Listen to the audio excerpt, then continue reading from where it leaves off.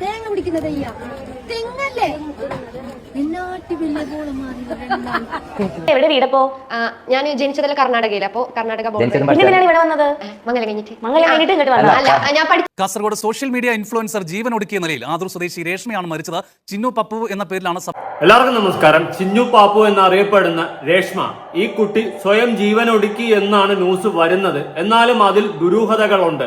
അതിന്റെ റീസൺ അവസാന നിമിഷങ്ങളിൽ ആൺ സുഹൃത്തുമായിട്ടായിരുന്നു താമസിച്ചിരുന്നത് എന്ന് പറയുന്ന ഒരു ന്യൂസും കൂടി പുറത്തു വരുന്നുണ്ട്. അതുപോലെ ഒരു മാരേജ് കഴിഞ്ഞതാണ്, ലവ് മാരേജ് ആയിരുന്നു. അവർ തമ്മിൽ വേർപിരിഞ്ഞിട്ട് ഏതാണ്ട് 1 മാസത്തോളമായിട്ടേ ഉള്ളൂ. ആ സ്ഥിതിക്ക് ഒറ്റയ്ക്ക് താമസിക്കുകയായിരുന്നു. അങ്ങനത്തെ കാര്യങ്ങളാണ് നടന്നിട്ടുള്ളത്. എന്തോ നല്ല ദുരൂഹതയും ഈ കേസിൽ ഫീൽ ചെയ്യുന്നുണ്ട്. അതുപോലെ തന്നെ സ്വയം ജീവൻ ഒടുക്കി എന്നുള്ള ഒരു സാധനവും ഇവിടെ വരുന്നുണ്ട്. 2 ഫാക്ടറും നിൽക്കുന്നുണ്ട്. എന്നാലും പോസ്റ്റ്മോർട്ടം റിപ്പോർട്ടും കാര്യങ്ങളും വന്ന് കുറച്ചുകൂടിയൊക്കെ പോലീസുകാരൊന്ന് അന്വേഷിച്ച് വന്നാൽ മാത്രമേ ഇത് സ്വയം ജീവൻ ഒടുക്കിയതാണോ അതോ തീർത്തതാണോ എന്ന കാര്യത്തിലോട്ട് വ്യക്തമായിട്ട് മനസ്സിലാക്കാൻ സാധിക്കത്തുള്ളൂ. അപ്പൊ ഈ വിഷയം അത്യാവശ്യം ഇപ്പൊ സോഷ്യൽ മീഡിയയിൽ ചർച്ചയായിക്കൊണ്ടിരിക്കുകയാണ്. രേഷ്മ എന്ന് പറയുന്ന പെൺകുട്ടി ചിന്നു പാപ്പു എന്ന ഒരു ഇൻസ്റ്റാഗ്രാം പേജ് ഹാൻഡിൽ ചെയ്യുന്നുണ്ട്. അതിൽ അത്യാവശ്യം റീൽസും കാര്യങ്ങളൊക്കെ ഇടുന്നുണ്ട്. 2 ലക്ഷത്തിന് മേളിൽ ഫോളോവേഴ്സും കാര്യങ്ങളൊക്കെ ഉണ്ട്. അത്യാവശ്യം റീച്ചും കാര്യങ്ങളൊക്കെ ഉള്ള കുട്ടിയാണ്. പക്ഷെ ഞാൻ എന്റെ ജീവിതത്തിൽ ആദ്യമായിട്ടാണ് കാണുന്നത്. ഞാൻ ഇതിനു മുന്നേ ഈ കുട്ടിയെ കണ്ടിട്ടില്ല. ഒരു റീലിൽ പോലും കണ്ടതായിട്ട് ഞാൻ ഓർക്കുന്നില്ല. എന്തായാലും ഈ കുട്ടി ഇപ്പൊ മരണപ്പെട്ട് എന്ന ഒരു ന്യൂസാണ് പുറത്തു വരുന്ന. കാസർഗോഡ് വെച്ചിട്ടാണ് സംഭവം. ഈ സംഭവത്തെ തുടർന്നിട്ട് നല്ല ദുരൂഹത ഈ ഒരു കേസിൽ മാറി നിൽക്കുന്നുണ്ട്. എന്തായാലും നമുക്ക് അതിലോട്ട് വരുന്നതിന് മുന്നേ ആദ്യത്തെ ന്യൂസ് നമുക്കൊന്ന് കേട്ടു നോക്കാം. കാസർഗോഡ് സോഷ്യൽ മീഡിയ ഇൻഫ്ലുവൻസർ ജീവൻ ഒടുക്കിയ നിലയിൽ ആദൂർ സ്വദേശി രേഷ്മയാണ് മരിച്ചത്. ചിന്നു പപ്പു എന്ന പേരിലാണ് സമൂഹ മാധ്യമങ്ങളിൽ അറിയപ്പെടുന്നത്. വടക ക്വാർട്ടേഴ്സിൽ തൂങ്ങിയ നിലയിലാണ് മൃതദേഹം കണ്ടെത്തിയത്.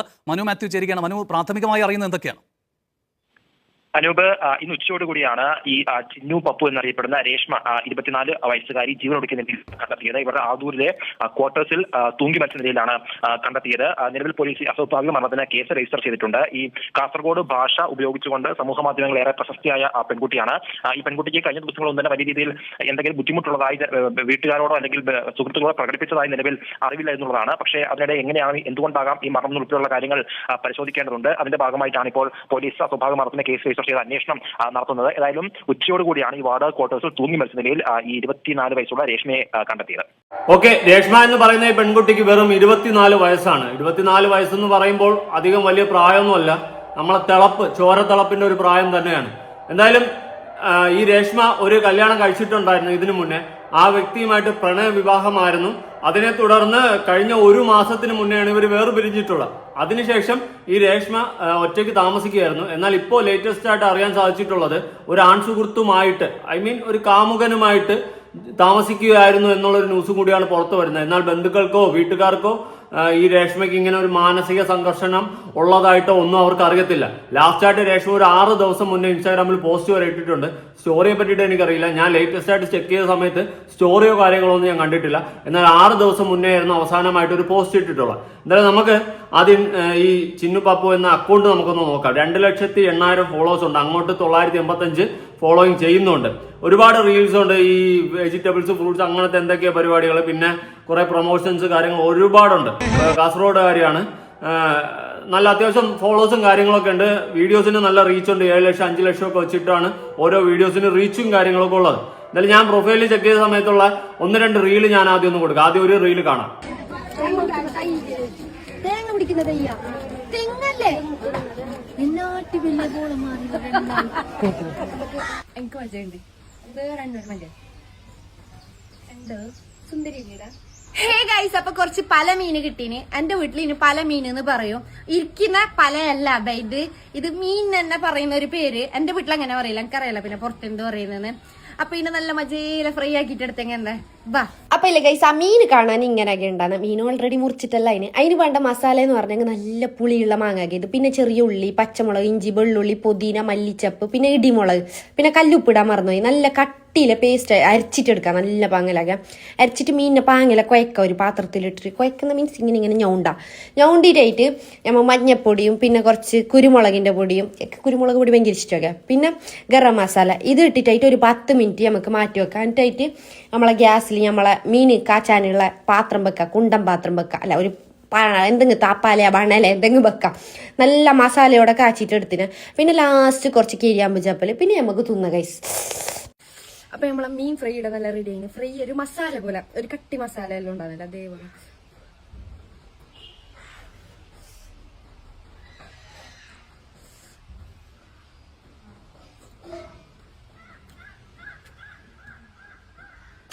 Super guys. ഓക്കെ, ഇതുപോലെ ഒരുപാട് കുക്കിങ്ങും അങ്ങനത്തെ കുറെ വീഡിയോസ് ഉണ്ട്. പിന്നെ ഒരുപാട് പ്രൊമോഷൻ വീഡിയോ അങ്ങനെ ഇങ്ങനെയൊക്കെ ചെയ്തിട്ടുണ്ട്, ചാനലിലുണ്ട്. ഞാൻ ഒരു വീഡിയോയും കൂടി കൊടുക്കാം, ഒരു പ്രൊമോഷൻ വീഡിയോയും കൂടി കൊടുക്കാം. അപ്പൊ നമ്മളെ കാസർഗോഡ് ടൗണില് ഫുള്ള് ബസ്സള ഗൈസ്.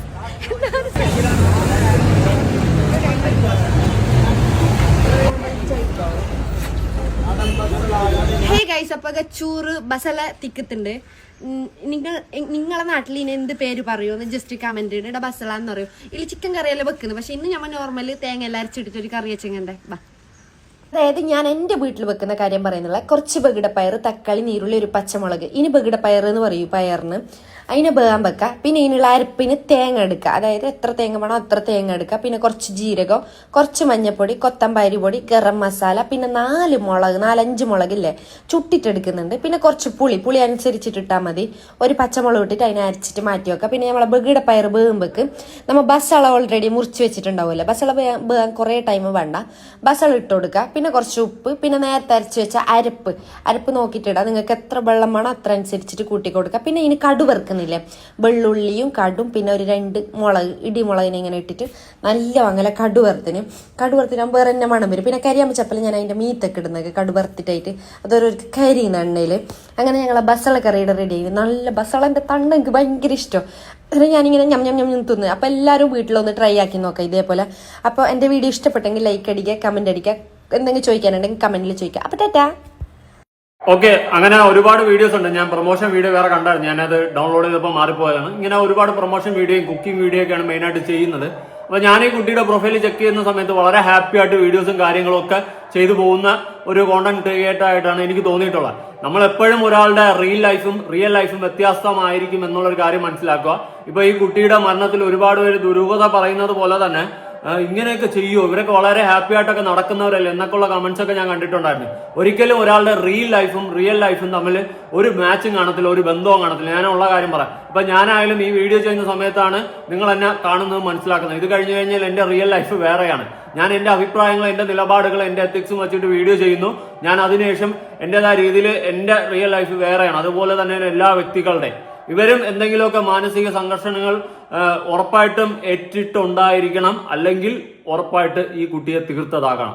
ഇതിനുള്ള 2 പോസിബിലിറ്റി ഉണ്ട്. പ്രത്യേകിച്ച് മരിക്കുന്നതിനൊക്കെ തൊട്ട് മുന്നേയൊക്കെ കാമുകനുമായിട്ട്, ആൺ സുഹൃത്തെന്നാണ് ന്യൂസുകളിൽ പറയുന്നത്, ഈ ആൺ സുഹൃത്തുമായിട്ട് വാക്ക് തർക്കങ്ങളും അങ്ങനെ ഇങ്ങനെയൊക്കെ ഉണ്ടായി എന്നുള്ളൊരു കാര്യവും പുറത്തു വരുന്നുണ്ട്. അതേ തുടർന്നിട്ട് എന്തെങ്കിലും ആ ഒരു വിഷമത്തിൽ കയറി കടുങ്കൈ ചെയ്തതാണോ, മറിച്ച് ഇനി തീർത്തതാണോ എന്നുള്ളൊരു കാര്യം കൂടി പുറത്തു വരാനായിട്ടുണ്ട്. നമുക്ക് അതിനു മുന്നേ, ആ വിഷയത്തിലോട്ട് പോകുന്നതിന് മുന്നേ പഴയ ഒരു ഇന്റർവ്യൂ, ഒരു 6 വർഷം മുന്നേ എങ്ങാണ്ടുള്ള ഒരു ഇന്റർവ്യൂ ഞാനൊന്ന് കൊടുക്കാം. അതായത് 6 വർഷമാണോ 2 വർഷമാണോ, 2 ഇയർ ബാക്കോ 6 ഇയർ ബാക്കോ ഉള്ള ഒരു ഇന്റർവ്യൂ ഞാൻ കണ്ടിട്ടുണ്ടായിരുന്നു. ആ ഇന്റർവ്യൂവിൽ തന്റെ എക്സ് ഹസ്ബൻഡിനെ അടക്കം പരിചയപ്പെടുത്തിയിട്ടുണ്ട്. നമുക്ക് ആ ഇന്റർവ്യൂവിന്റെ കുറച്ച് ഭാഗങ്ങളൊന്ന് കണ്ടുനോക്കാം. എവിടെ വീടപ്പോ? ഞാൻ ജനിച്ചതല്ല കർണാടകയിൽ. അപ്പൊ കർണാടക പിന്നെ ഇവിടെ വന്നത് മംഗലം കഴിഞ്ഞിട്ട് ഇങ്ങോട്ട് വന്നത്? അല്ല, ഞാൻ പഠിച്ചത് കേരളത്തിൽ. അപ്പൊ കേരളത്തിലെ പിള്ളേർക്ക് കന്നഡ അല്ല, നമ്മളവിടെ എല്ലാവരും ഇങ്ങനെ വിടുന്നത്. കാസർഗോട്ടാണല്ലോ, അതായത് തുളു, കന്നഡ, മറാഠി എല്ലാം മിക്സ് ആയ ഒരു സ്ഥലം. അപ്പൊ എല്ലാരും ഇങ്ങനെ വിടുന്നത്. എത്ര ഭാഷ അറിയാം? അങ്ങനെ 2-3 കന്നഡ, തുളു, മലയാളം അറിയില്ല. ഇത് മലയാളം, തമിഴ് അത്ര മറാഠി പറഞ്ഞെങ്കിൽ തിരിച്ചിട്ട് മനസ്സിലാവും. ഒരു ജഗജഗ വില്ലത്തി കില്ലാടിയാണല്ലേ ചേട്ടാ? ചേട്ടാ വിളിക്കണം. പപ്പു എന്നുള്ള പേര്, പപ്പു എന്നുള്ള പേര് നമ്മളൊരു സിനിമയിൽ കേട്ടിട്ടുണ്ട്. ആണോ? രണ്ടുപേരും 4 ഭാഷ അറിയാൻ 2 പേരുണ്ട്. നിങ്ങൾ ശരിക്കും എല്ലാവരും അറിയോ? ഒരു ചെടി പമ്പർച്ചെടിയിലല്ലേ? അപ്പൊ അതിലേക്ക് എങ്ങനെ എത്തണത്? ഈ ഭാഷ വെച്ച് ആൾക്കാർക്ക് മനസ്സിലായോ? അതെ, ഭാഷയിൽ തന്നെ. അതായത് ഞങ്ങൾ വീഡിയോസ് എല്ലാം നോക്കുന്നവർ. അപ്പൊ അങ്ങനെ നോക്കിയിട്ട് എന്റെ ഒരു ഫ്രണ്ട് ഉണ്ട്, അതിൽ പണിയെടുക്കുന്ന എന്റെ ഒരു ഫ്രണ്ട് ഉണ്ട്. ഓന് കോൺടാക്ട് ആക്കിയത് ഇങ്ങോട്ട് വർക്ക് ചെയ്യുന്നത്. ഓന് കോൺടാക്ട് ആക്കിയിട്ട് വിളിച്ചത് അങ്ങോട്ട്. അങ്ങനെ പോയിട്ട് പറഞ്ഞേ. ഓക്കെ. അപ്പൊ ഈ പപ്പു, ചിന്നു പപ്പു എങ്ങനെ പേര് വന്നത്? എല്ലാരും ചോദിക്കുന്ന കാര്യം തന്നെ. അതായത് എന്റെ വീട്ടില്, ഞാൻ ആദ്യം ചോദിച്ചത് പറയാം. എന്റെ വീട്ടില് ഒരു കൊമ്പൻ വീട്ടിലാ? സോറി, എന്റെ വീട്ടിലൊരു കൊമ്പൻ ഉണ്ടായിന്. അപ്പൊ ഓ, മുയലിനാണ് കൊമ്പെന്ന് പറയുന്നത്. നമ്മളെ ആനക്കൊക്കെയാണ് കൊമ്പെന്ന് പറയുന്നത്. മുയലിവിടെ കൊമ്പ് കൊമ്പില്ല, കൊമ്പെന്നല്ല കൊമ്പൻ. കൊമ്പൻ. ആ, കൊമ്പൻ ആൾക്കാരല്ലേ കൊമ്പൻ. പക്ഷെ ഈ കൊമ്പില്ല, ചെവി ഉണ്ട്.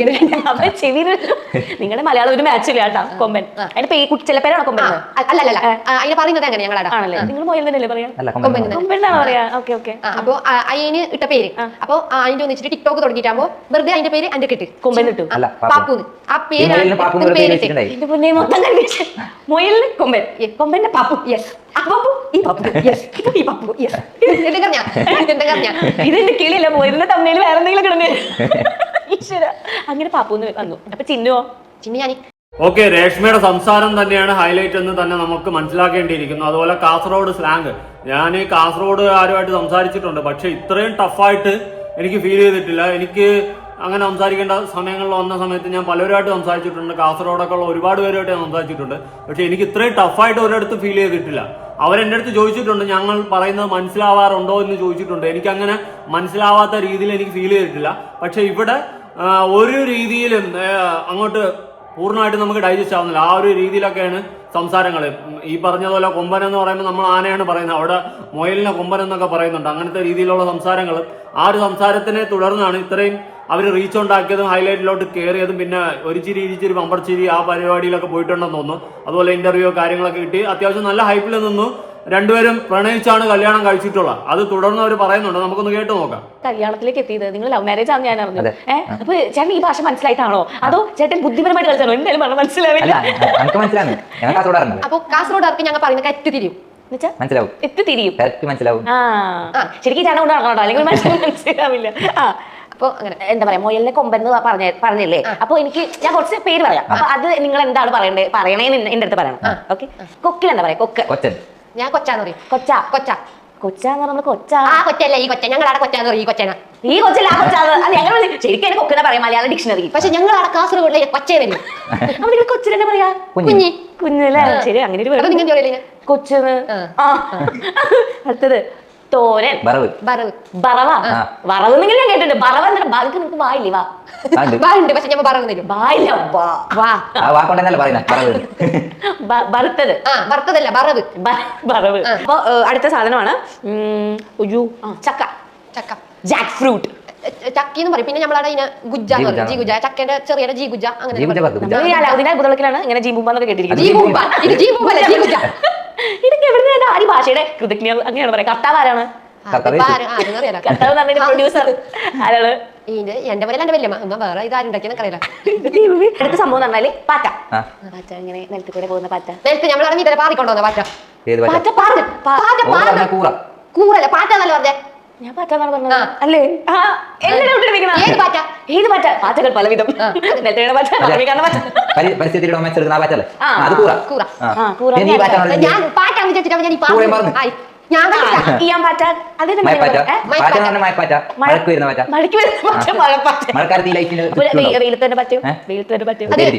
പൂലുള്ള പാറ്റ, പൂമ്പാറ്റ.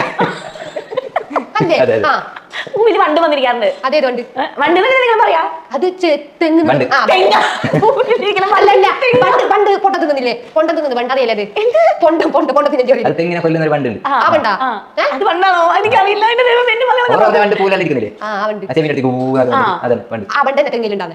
ഓക്കെ, ഇത് കുറച്ച് വർഷം മുന്നേ ഉള്ള ഇന്റർവ്യൂ ആണ്. ഇതിൽ വളരെ ഹാപ്പി ആയിട്ട് അവർ രണ്ടുപേരും കപ്പിളായിട്ടിരുന്ന് സംസാരിക്കുന്നുണ്ട്. ഒരുപാട് കോമഡികൾ ആ ഇന്റർവ്യൂലുണ്ട്. വെറൈറ്റി മീഡിയയിലാണ് ഇന്റർവ്യൂ വന്നിട്ടുള്ള. കാണാത്തവരുണ്ടെങ്കിൽ ജസ്റ്റ് ഒന്ന് പോയി കണ്ടായിരിക്കും. ഒരുപാട് കാസർഗോഡ് സ്ലാങ്ങും അതിന്റെ കുറെ കാര്യങ്ങളൊക്കെ ബന്ധപ്പെട്ടിട്ടാണ് അവർ സംസാരിക്കുന്നത്. ഒരുപാട് ചുമ്മാ എന്റർടൈൻമെന്റ് ഒരു ഇന്റർവ്യൂ മാത്രമാണ്. എന്നാൽ ഇതിനുശേഷം കഴിഞ്ഞ ഒരു മാസം മുന്നെയാണ് ഈ പയ്യനുമായിട്ട് ഈ പറയുന്ന രേഷ്മ വേർപിരിഞ്ഞിട്ടുള്ള. അതിനുശേഷം എവിടെ ഒറ്റയ്ക്ക് താമസിക്കുകയായിരുന്നു. അവിടെ ഒരു ആൺ സുഹൃത്തുമായിട്ട് തർക്കമുണ്ടായി എന്നുള്ളൊരു കാര്യമാണ് ഇപ്പൊ ലേറ്റസ്റ്റ് ആയിട്ട് വരുന്നത്. എനിക്ക് തോന്നുന്നു ഇനി ഒരു ആൺ സുഹൃത്ത്, പുതിയൊരു കാമുകനെ കിട്ടിയത് കൊണ്ട് ചിലപ്പോ ഈ പയ്യനുമായിട്ട് ഉടക്കുകൾ കാര്യങ്ങളൊക്കെ ഉണ്ടായിട്ട് ഇവർ വേർപിരിഞ്ഞതാവാം. അല്ലെങ്കിൽ ഇവർ വേർപിരിഞ്ഞതിന് ശേഷം മറ്റൊരു കാമുകനുമായിട്ട് സെറ്റ് ആയതാവാം. എന്തോ അങ്ങനെ വോട്ടവർ, അത് നമുക്ക് അറിയത്തില്ല. അതിന്റെ ക്ലാരിറ്റി ഒക്കെ ഇവർ തന്നെ ആരെങ്കിലും ഒക്കെ വന്ന് പറഞ്ഞാൽ നമുക്ക് മനസ്സിലാകത്തുള്ളൂ. അല്ലെങ്കിൽ തുടർന്ന് ന്യൂസിൽ അപ്ഡേഷൻസ് എന്തെങ്കിലും വന്നു കഴിഞ്ഞാൽ അറിയാൻ സാധിക്കും. ഇതിപ്പം ലേറ്റസ്റ്റ് ആയിട്ട് അറിയാൻ സാധിച്ചിട്ടുള്ളതെന്ന് വെച്ച് കഴിഞ്ഞാൽ കാമുകനുമായിട്ട് അല്ലെങ്കിൽ ആൺ സുഹൃത്തുമായിട്ട്, ഈ ഒരു വാക്കാണ് ന്യൂസുകാർ ഉപയോഗിക്കുന്നത്, ആൺ സുഹൃത്തുമായിട്ട് തർക്കങ്ങൾ ഉണ്ടായതിനെ തുടർന്ന് അവിടെ വിഷയങ്ങളുണ്ടായി. അതിനുശേഷമാണ് ഇങ്ങനെ രേഷ്മ സ്വയം ജീവൻ ഒടുക്കിയെന്ന് പറയുന്നുണ്ട്. പക്ഷെ എനിക്ക് അവിടെ ചെറിയ ഡൗട്ടുകളുണ്ട്. ചിലപ്പോൾ കെട്ടി തൂക്കിയതാവാം, ചിലപ്പോൾ അതിന്റെ ഒരു വിഷമത്തിൽ സ്വയം കയറി തീർന്നതാവാം. കാരണം പഴയ ലൈഫിൽ ഇത്രയും സഫർ ചെയ്യേണ്ടി വന്നിട്ടില്ല എന്നൊക്കെ ചിന്തിച്ചിട്ടും ഒരു പക്ഷേ കയറി അങ്ങ് തൂങ്ങിയതാവാം. എന്തായാലും തക്കതായ രീതിയിൽ അന്വേഷിക്കുക. നമുക്ക് അതുമായി ബന്ധപ്പെട്ടിട്ടുള്ള ന്യൂസ് ഒന്ന് കേട്ട് നോക്കാം. നമസ്കാരം. Social media influencer Chinnu Pappu എന്ന രേഷ്മയുടെ ആത്മഹത്യ വലിയ നടുക്കമാണ് അവരുടെ ഫോളോവേഴ്സിന് നൽകിയത്. 6 ദിവസങ്ങൾക്ക് മുൻപ് വരെയും വീഡിയോ പോസ്റ്റ് ചെയ്ത് സോഷ്യൽ മീഡിയയിൽ സജീവമായി നിന്ന രേഷ്മയെ ജീവനെടുക്കാൻ മാത്രം അലട്ടിയിരുന്ന പ്രശ്നം എന്തെന്ന് ചോദിക്കുകയാണ് സോഷ്യൽ മീഡിയ. വെറും 24 വയസ്സ് മാത്രമായിരുന്നു രേഷ്മയുടെ പ്രായം. ഇന്ന് വാടക ക്വാർട്ടേഴ്സിൽ തൂങ്ങിയ നിലയിലാണ് രേഷ്മയുടെ മൃതദേഹം കണ്ടെത്തിയത്. ആദൂർ സ്വദേശിയാണ്. ആശുപത്രിയിൽ എത്തിച്ചപ്പോഴേക്കും മരണം സ്ഥിരീകരിക്കുകയായിരുന്നു. വിവരമറിഞ്ഞെത്തിയ പോലീസ് സംഘം പ്രാഥമിക പരിശോധനകളും നടത്തി. മരണകാരണം സംബന്ധിച്ച് കൂടുതൽ വിവരങ്ങൾ ലഭ്യമല്ല. എന്നാൽ ആത്മഹത്യയാണെന്നാണ് പോലീസ് സ്ഥിരീകരിക്കുന്നത്. ഇൻസ്റ്റഗ്രാം ഉൾപ്പെടെയുള്ള സാമൂഹ്യമാധ്യമ പ്ലാറ്റ്ഫോമുകളിൽ സജീവ സാന്നിധ്യമായിരുന്നു ചിന്നു പാപ്പു എന്ന രേഷ്മ. ഇവർക്ക് 2 ലക്ഷത്തിലധികം ഫോളോവേഴ്സ് ഉണ്ട്. ഇന്ന് ഉച്ചയോടെയാണ് മരണം സംഭവിച്ചത്. തൂങ്ങിയ കയറ് പൊട്ടി താഴേക്ക് വീണെന്നാണ് റിപ്പോർട്ട്. സംഭവത്തിൽ പോലീസ് അന്വേഷണം ആരംഭിച്ചിട്ടുണ്ട്. കുടുംബ പ്രശ്നങ്ങൾ ഉണ്ടായിരുന്നുവെന്നും പോലീസ് പറയുന്നു. ഇതിനെ തുടർന്നുള്ള മാനസിക വിഷമത്തിലാണ് ആത്മഹത്യ എന്നാണ് വിവരം. മൃതദേഹം ഇൻക്വസ്റ്റ് നടപടികൾ പൂർത്തിയാക്കി പോസ്റ്റ്മോർട്ടത്തിനായി മാറ്റിയിട്ടുണ്ട്. സംഭവവുമായി ബന്ധപ്പെട്ട് ആദൂർ പോലീസ് അന്വേഷണം ആരംഭിച്ചിട്ടുണ്ട്. ഇൻസ്റ്റാഗ്രാം, യൂട്യൂബ് ഉൾപ്പെടെയുള്ള പ്ലാറ്റ്ഫോമുകളിൽ സജീവമായിരുന്നു ചിന്നു. കാസർഗോഡിന്റെ തനത് ഭാഷകളിലൂടെയാണ് ചിന്നുവിന്റെ വ്ലോഗുകൾ ശ്രദ്ധിക്കപ്പെട്ടത്. 6 ദിവസം മുമ്പാണ് അവസാന വീഡിയോ പങ്കുവച്ചത്. കൂടുതലും പാചക വീഡിയോകളിലൂടെയാണ് ചിന്നു പാപ്പു ശ്രദ്ധിക്കപ്പെട്ടത്. ചിന്നുവിന്റെ മരണം ഫോളോവേഴ്സിനെയും ഞെട്ടിച്ചിരിക്കുകയാണ്. വിശ്വസിക്കാനാകുന്നില്ലെന്നാണ് പലരുടെയും കമന്റ്. പ്രണയ വിവാഹിതയായിരുന്ന യുവതി 1 മാസം മുൻപാണ് വിവാഹമോചിതയായത്. തുടർന്ന് ആസാ നഗറിലെ വാടക ക്വാർട്ടേഴ്സിൽ ആൺ സുഹൃത്തിനൊപ്പമായിരുന്നു താമസം. കഴിഞ്ഞ ദിവസം ഇരുവരും തമ്മിൽ കലഹമുണ്ടായിരുന്നതായിട്ടാണ് വിവരം. മുൻപൊരിക്കൽ ഒരു അഭിമുഖത്തിൽ ചിന്നു തന്റെ വിശേഷങ്ങൾ പങ്കുവച്ചിരുന്നു. ആ വീഡിയോയും ഇപ്പോൾ സോഷ്യൽ മീഡിയയിൽ പ്രചരിക്കുന്നുണ്ട്. ഭർത്താവിനെക്കുറിച്ചും പ്രണയത്തെക്കുറിച്ചും ഏറ്റവും വലിയ ആഗ്രഹത്തെക്കുറിച്ചും അന്ന് അതിൽ അവർ സംസാരിക്കുന്നുണ്ട്. ഞാൻ ജനിച്ചതും വളർന്നതും എല്ലാം കർണാടകയിലാണ്. കർണാടക ബോർഡർ. അവിടെ എല്ലാവരും ഇങ്ങനെയാണ് സംസാരിക്കുന്നത്. കന്നഡ, തുളു, മലയാളം, തമിഴൊക്കെ മിക്സ് ആണ്. മറാഠിയും കേട്ടാൽ മനസ്സിലാകും. ചിന്നു എന്നും പാപ്പു എന്നുള്ളതും എൻ്റെ പേരാണ്. ഒരു ചിരി, ഇരുചിരി, ബെമ്പർ ചിരിയിലൂടെയാണ് ഞാൻ ശ്രദ്ധിക്കപ്പെട്ടത്. ഭാഷ ശ്രദ്ധിക്കപ്പെട്ടിട്ടാണ് ആ പ്രോഗ്രാമിൽ വന്നത്. എൻ്റെ വീട്ടിൽ ഒരു മുയലുണ്ടായിരുന്നു. അതിൻ്റെ പേരായിരുന്നു പാപ്പു. ടിക്ടോക്ക് തുടങ്ങിയപ്പോൾ ഞാൻ എൻ്റെ പേരിനൊപ്പം പാപ്പു എന്ന് കൂടി വെറുതെ ചേർത്തതാണ്. കാസർഗോഡ് തന്നെ ആയതുകൊണ്ട് പ്രജുവിന് ഞാൻ പറയുന്നത് മനസ്സിലാവും. ഞങ്ങളുടെ ലവ് മാരേജ് ആയിരുന്നു. 1.5 വർഷത്തെ പ്രണയമായിരുന്നു. കല്യാണം കഴിഞ്ഞിട്ടാണ് ലൈഫ് ചേഞ്ച് ആയത്. ദിഹാൻ എന്നാണ് മോൻ്റെ പേര്. സ്വന്തമായി ഒരു വീടും കുടിക്കാനുള്ള വെള്ളവും വേണം. അതാണ് ഏറ്റവും വലിയ ആഗ്രഹം. സ്ഥലം വാങ്ങി വീട് വെക്കണമെന്നതാണ് തൻ്റെ ഏറ്റവും വലിയ ആഗ്രഹമെന്നും അവർ അന്ന് വെളിപ്പെടുത്തിയിരുന്നു. ഗംഗാധരൻ ശൈലജ ദമ്പതികളുടെ മകളാണ് ചിന്നു പാപ്പു. ഉച്ചയ്ക്ക് 2 മണിയോടെയാണ് പോലീസ് മരണവിവരം രേഷ്മയുടെ മാതാപിതാക്കളെ അറിയിച്ചത്. ഇൻസ്റ്റഗ്രാമിൽ മാത്രം ഒതുങ്ങുന്നതായിരുന്നില്ല രേഷ്മയുടെ സാന്നിധ്യം. ഗ്രാമീണ ജീവിതം, തനത് ഭക്ഷണ രീതികൾ, അധികമാരും അറിയാത്ത സ്ഥലങ്ങൾ, തുളു ഭാഷ എന്നിവയെല്ലാം തന്റെ വീഡിയോകളിലൂടെ അവർ പങ്കുവച്ചിരുന്നു. 6 ദിവസം മുൻപ് ഒരു ഇലക്കറിയെക്കുറിച്ച് പങ്കുവച്ച വീഡിയോയാണ് അവസാന പോസ്റ്റ്. ഇതിന് 6000-ഓളം ലൈക്കുകളും ലഭിച്ചിരുന്നു. ഞെട്ടലോടെയാണ് നാടും സൈബർ ലോകവും രേഷ്മയുടെ അപ്രതീക്ഷിത മരണവാർത്ത കേട്ടത്. കാസർഗോഡ് സ്വദേശികളെയും സോഷ്യൽ മീഡിയ ഉപയോക്താക്കളെ ഒരുപോലെ ഇത് സങ്കടത്തിലാഴ്ത്തി. എപ്പോഴും ചിരിച്ചു മാത്രം സംസാരിക്കാറുള്ള ഒരാൾ ഇത്ര പെട്ടെന്ന് പോകുമെന്ന് വിശ്വസിക്കാനാവില്ലെന്ന് പലരും കുറിച്ചു. സംഭവത്തിൽ കാസർഗോഡ് പോലീസ് അസ്വാഭാവിക മരണത്തിന് കേസെടുത്ത് അന്വേഷണം ആരംഭിച്ചിട്ടുണ്ട്. ഓക്കെ, ഇവിടെ രേഷ്മ അവസാനമായിട്ട് ഒരു 6 ദിവസം മുന്നെയാണ് ഒരു പോസ്റ്റ് ഇട്ടിട്ടുള്ള. ഞാനത് ഇവിടെ ഒന്ന് സൈഡിൽ കൊടുക്കാം.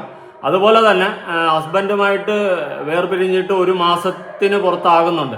ഞാൻ മനസ്സിലാക്കിയെടുത്തോളം 1.5 വർഷത്തോളമുള്ള പ്രണയമാണ്. അതിനുശേഷമാണ് ഇവർ ഒന്നിക്കുന്നത്. അതായത് അവർ കല്യാണം കഴിച്ചത്. അതിനുശേഷം കഴിഞ്ഞ 1 മാസത്തിന് മുന്നേ ബ്രേക്കപ്പ് ആവുന്നു, ഡിവോഴ്സ് ആകുന്നു, വേർപിരിഞ്ഞു. ഓക്കെ, പക്ഷേ ഈ 1 മാസത്തിന്റെ ഗ്യാപ്പിൽ ഒരു ആൺ സുഹൃത്ത് ഇതിന്റെ ഇടയിൽ രംഗപ്രവേശനം നടത്തിയിട്ടുണ്ട്. ആ സ്ഥിതിക്ക് എനിക്ക് തോന്നുന്നതെന്ന് വെച്ച് കഴിഞ്ഞാൽ ചിലപ്പോൾ രേഷ്മയ്ക്ക് ആൺ സുഹൃത്തുമായിട്ട് ബന്ധം വന്നതാവാം. അതിനുശേഷമായിരിക്കാം ആദ്യത്തെ ഭർത്താവുമായിട്ട് ഡിവോഴ്സ് ആയത്, അല്ലെങ്കിൽ വേർപിരിഞ്ഞത്, അല്ലെങ്കിൽ ഈ പറഞ്ഞതുപോലെ അവൻ അത്ര ശരിയാവില്ലായിരിക്കും. എന്തോ വാട്ടവർ, നമുക്ക് അതിന്റെ ക്ലാരിറ്റി ഇതുവരെ കിട്ടിയിട്ടില്ല. വരും നേരങ്ങളിൽ ചിലപ്പോൾ കൂടുതൽ അപ്ഡേഷൻസോ കാര്യങ്ങളൊക്കെ കിട്ടും. അപ്പൊ നമുക്ക് കൂടുതലായിട്ട് നോക്കാം. എന്തായാലും ഇതിൽ ഒരു ദുരൂഹത ഫീൽ ചെയ്യുന്നുണ്ട്. പ്രത്യേകിച്ച് ആൺ സുഹൃത്തിന്റെ ഒരു പ്രസൻസ് ഇവിടെ കാണുന്നത് കൊണ്ട് തന്നെ അത്യാവശ്യം ദുരൂഹത ഈ കേസിൽ ഫീൽ ചെയ്യുന്നുണ്ട്. തക്കതായ രീതിയിൽ പോലീസ് അന്വേഷിക്കുക. ആദ്യത്തെ ന്യൂസൊക്കെ നമ്മൾ കേട്ടെന്ന് വെച്ച് കഴിഞ്ഞാൽ സ്വയം ജീവൻ ഒടുക്കി എന്നുള്ളൊരു വാർത്തയായിരുന്നു. പിന്നെയാണ് ഇപ്പോൾ ആൺ സുഹൃത്തിന്റെ ഒരു ഇൻവോൾവ്മെന്റ് ഈ ന്യൂസിൽ വന്നിട്ടുള്ളത്.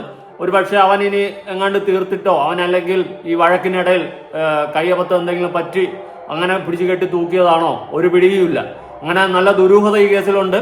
അതുപോലെ തന്നെ അവർ തമ്മിൽ അത്രയ്ക്കും എന്തെങ്കിലും പറഞ്ഞ് ഭയങ്കരമായിട്ട് ഫൈറ്റ് ചെയ്തിട്ട് ഭയങ്കരമായിട്ട് ഈ രേഷ്മയ്ക്ക് താങ്ങാൻ പറ്റാത്ത എന്തോ സാധനം കയറിയിട്ടാണോ ഇങ്ങനെ കടുങ്കൈ ചെയ്തത്. തക്കതായ രീതിയിലൊന്ന് അന്വേഷിക്കാം. ഞാനൊരു കാര്യം പറയാം, ജീവിതത്തിൽ എന്തൊക്കെ ബാഡ് സിറ്റുവേഷൻ വന്നു കഴിഞ്ഞാലും എന്തൊക്കെ വന്നു കഴിഞ്ഞാലും സ്വയം ജീവൻ ഒടുക്കരുത് എന്ന് ഞാൻ പറയത്തുള്ളൂ.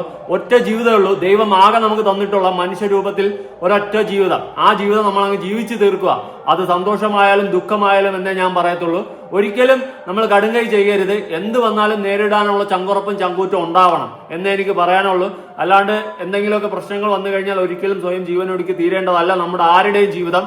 അതുകൊണ്ട് നിങ്ങൾക്കൊക്കെ എന്ത് പ്രശ്നം ജീവിതത്തിൽ വന്നു കഴിഞ്ഞാലും ഉറപ്പായിട്ട് ഇങ്ങനത്തെ ഒരു തീരുമാനം എടുക്കല്. അങ്ങനെ നമുക്ക് മനസ്സിന് താങ്ങാൻ പറ്റാത്ത വിഷമങ്ങൾ കയറി കൂടി കഴിഞ്ഞാലും കൗൺസിലിങ്ങിനോ കാര്യങ്ങളൊക്കെ എന്തെങ്കിലുമൊക്കെ പോവുക. അല്ലെങ്കിൽ നമ്മുടെ ഏറ്റവും അടുത്ത വേണ്ടപ്പെട്ടവരായിട്ട് ഷെയർ ചെയ്യുക. അങ്ങനെ എന്തെങ്കിലുമൊക്കെ ചെയ്യുക.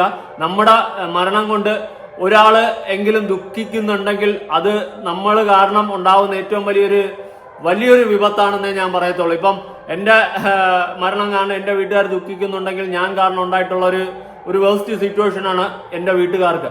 അതുകൊണ്ടാണ് ഞാൻ പറയുന്നത്, നമ്മൾ സ്വയം ജീവൻ എടുക്കുന്ന സമയത്ത് ഒന്ന് ചിന്തിക്കുക. നമ്മളെ സ്നേഹിക്കുന്ന ആരെങ്കിലുമൊക്കെ ഈ ഭൂമിയിൽ ഉണ്ടെങ്കിൽ അവരെ ആയിരിക്കും ഏറ്റവും കൂടുതൽ വേദനിപ്പിക്കുന്നത്. ഇനി അതൊന്നും പോരാങ്കിൽ അതൊന്നും വേണ്ട, നമ്മൾ അങ്ങനെ ഒന്നും ചിന്തിക്കേണ്ട. നമ്മൾ ആകെ ഒറ്റ ജീവിതമുള്ളൂ, അതങ്ങ് ജീവിച്ചു തീർക്കുക. എന്ത് പ്രശ്നങ്ങൾ വന്നു കഴിഞ്ഞാലും ഇങ്ങനെ കടുങ്കൈ ചെയ്യാതിരിക്കുക. പക്ഷെ ഈ കേസിൽ എനിക്ക് ദുരൂഹത ഫീൽ ചെയ്യുന്നുണ്ട്. പ്രത്യേകിച്ച് ആൺ സുഹൃത്തുമായിട്ടുള്ള വഴക്കുകളും തർക്കങ്ങളും ഉണ്ടായിട്ടുണ്ടെന്നുള്ള ഒരു കേസ് കൂടി പുറത്തു വരുന്നുണ്ട്. എന്തായാലും നമുക്ക് വെയിറ്റ് ആൻഡ് വാച്ച് എന്നേ എനിക്ക് പറയാനുള്ളൂ. നിങ്ങളുടെ അഭിപ്രായങ്ങളും കാര്യങ്ങളും ഉറപ്പായിട്ട് പുതിയ വീഡിയോ ആയിട്ടാണ്.